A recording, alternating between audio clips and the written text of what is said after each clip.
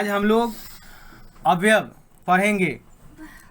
अवयव या अविकारी उन शब्दों को कहते हैं जिनमें लिंग, वचन, पुरुष आदि के कारण कभी कोई परिवर्तन नहीं होता, जैसे बहुत, भारी, यहाँ वहाँ, आगे पीछे, और, तथा, लेकिन, परंतु, वाह, धन्यवाद आदि। अवयव के 4 भेद हैं: क्रिया विशेषण, संबंध बोधक, समुच्चय बोधक और विस्मयादि बोधक।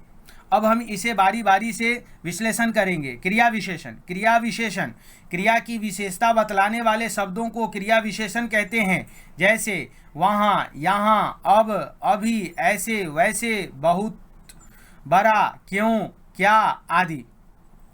नोट: क्रिया विशेषण शब्दों के प्रयोग में सावधानी रखें, अन्यथा अर्थ का अनर्थ हो सकता है। जैसे लड़के बहुत खा रहे हैं, यहाँ बहुत क्रिया विशेषण है, चूँकि बहुत क्रिया की विशेषता को बतलाता है। बहुत लड़के खा रहे हैं, यह विशेषण शब्द है क्योंकि यह लड़के संज्ञा की विशेषता बतलाता है। बहुत छोटे लड़के खा रहे हैं, यहाँ बहुत प्रविशेषण है क्योंकि यह छोटे विशेषण की विशेषता को बतलाता है। क्रिया विशेषण के मुख्यतः 4 भेद हैं। स्थानवाचक क्रिया विशेषण, यह क्रिया के स्थान की स्थिति एवं दिशा का बोध कराता है, जैसे यहाँ वहाँ, बाहर भीतर, इधर उधर, दाएं बाएं आदि। दूसरा, कालवाचक क्रिया विशेषण, यह क्रिया के समय अवधि का बोध कराता है, जैसे अब, जब, कब, तब, आज, अभी, कल, परसों, आजकल, लगातार, दिन भर, कई बार, हर बार आदि। तीसरा, रीतिवाचक क्रिया विशेषण, इससे क्रिया के प्रकार, निश्चय, अनिश्चय, स्वीकार, निषेध आदि का बोध होता है, जैसे ऐसे, वैसे, कैसे, जैसे, शायद, अवश्य, न, नहीं, मत, तो, भी, ही, क्योंकि, चूंकि, अतः, इसीलिए आदि।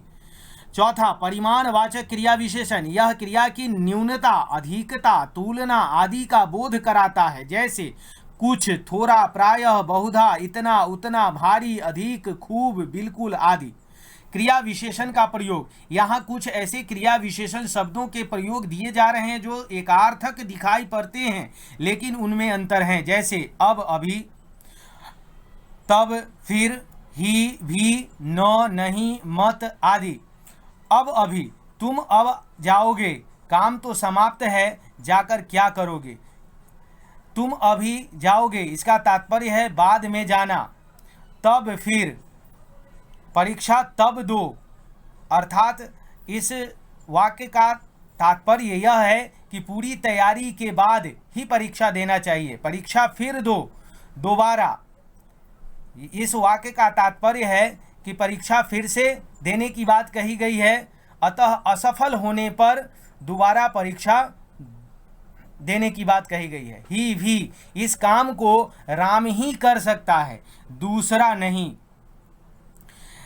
यहाँ राम के कार्य कुशलता पर बल दिया गया है, इस काम को राम ही कर सकता है, दूसरा कोई नहीं कर सकता।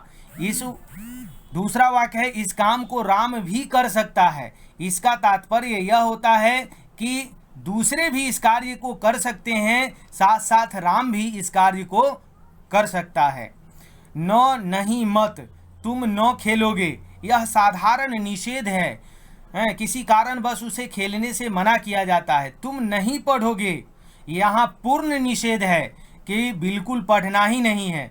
तुम मत पढ़ना, निषेधात्मक आज्ञा हुआ, यह आदेश है। इस वाक्य के माध्यम से पढ़ने से मना किया जा रहा है। That's all.